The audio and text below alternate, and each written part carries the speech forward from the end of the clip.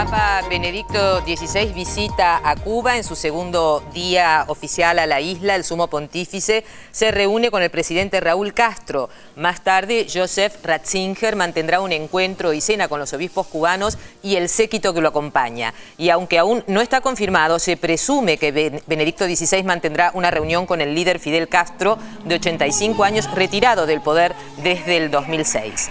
Fidel manifestó su deseo de reunirse con el Papa alemán y el Vaticano manifestó la disponibilidad que también tiene el Papa.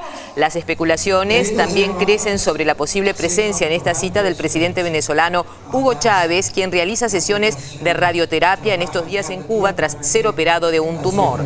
Mañana el Papa oficiará una misa en la emblemática Plaza de la Revolución, que se prevé será multitudinaria. Esta mañana visitó el santuario de Nuestra Señora de la Caridad del Cobre a 30 kilómetros de Santiago, donde rogó por Cuba y por los cubanos.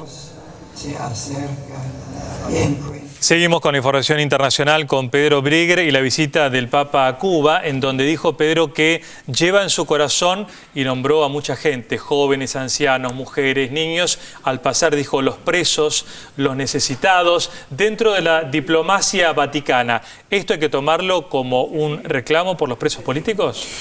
Buena pregunta, también habló de José Martí. Fue un guiño hacia el gobierno cubano. A ver, ¿por qué estamos hablando tanto de la visita del Papa a un país, en este caso como Cuba? Porque tal vez muchos esperan que el Papa en Cuba diga algo, no la palabra dictadura, porque seguramente habrán negociado políticamente, pero algo respecto a los derechos humanos, violaciones a los derechos humanos, los llamados disidentes, la oposición, seguramente habrán llegado a un acuerdo político respecto de lo que va a hacer y no va a hacer. ¿Por qué digo esto? Porque el Papa viene de México. Claro. Y en México tuvo palabras durísimas respecto al tema de la violencia y especialmente la muerte de miles de personas y los niños. De hecho, Calderón, el presidente Calderón, cuando lo despidió, dijo: gracias por haber hablado tanto sobre los niños. Realidad tremenda la de México. Sin embargo, los focos están puestos en Cuba, porque efectivamente muchos medios de comunicación, muchos políticos esperan palabras duras del Papa en Cuba, que probablemente no sean tan así. Recordemos que en el 98 Juan Pablo II visitó Cuba, también en su momento pronunció una frase bastante fuerte, que Cuba se abra al mundo y que el mundo se abra a Cuba. Y uno puede decir, ¿qué pasó después de eso? Y hubo negociaciones, sin embargo, hubo muchas cosas que no se aplicaron. El Papa, por ejemplo, habló en contra del aborto en Cuba. Y en Cuba el aborto sigue siendo algo legal.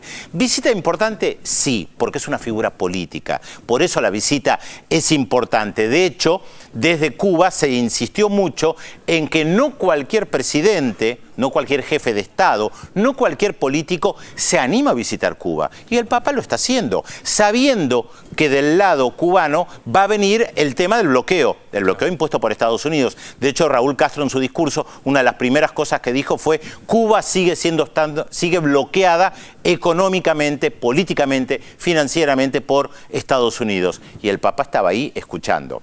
No es el mismo Papa que Juan Pablo II, sin lugar a dudas. Recordemos que cuando era el cardenal Ratzinger, luchó políticamente, ideológicamente en contra de la teología para la liberación. Muchos sacerdotes, obispos en América Latina que miraban a Cuba con admiración justamente por el lugar que tenía Cuba.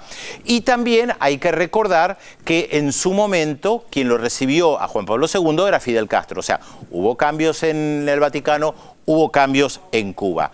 ¿Puede hablar el Papa de estos temas sensibles? Como te decía antes, Juan, probablemente haya habido un acuerdo político respecto a lo que el Papa hace o no hace. Y esto va mucho más allá de una figura religiosa, por eso te decía, el Papa es una figura eminentemente política. Me gustaría recordar algo, sé que tenemos poco tiempo, pero en su momento Fidel Castro tuvo un diálogo muy jugoso, plasmado después en un libro con Frei Beto, que se llama Fidel y la religión, donde él decía, entre otras cosas, que había mucha unión entre el pensamiento cristiano y el pensamiento revolucionario de la Revolución Socialista Cubana, pero también había muchas diferencias, solo que con un detalle importante para recordar también cuando se habla del tema de derechos humanos en Cuba. En su momento Fidel Castro decía: en Cuba no hay ningún obispo preso, no hay ningún sacerdote preso, no hay ningún sacerdote u obispo fusilado, asesinado por el gobierno. En un continente donde muchos gobiernos que levantaban las banderas de la Iglesia asesinaron a fieles a creyentes, a sacerdotes y obispos. Esto siempre hay que recordarlo. ¿Hay problemas en Cuba?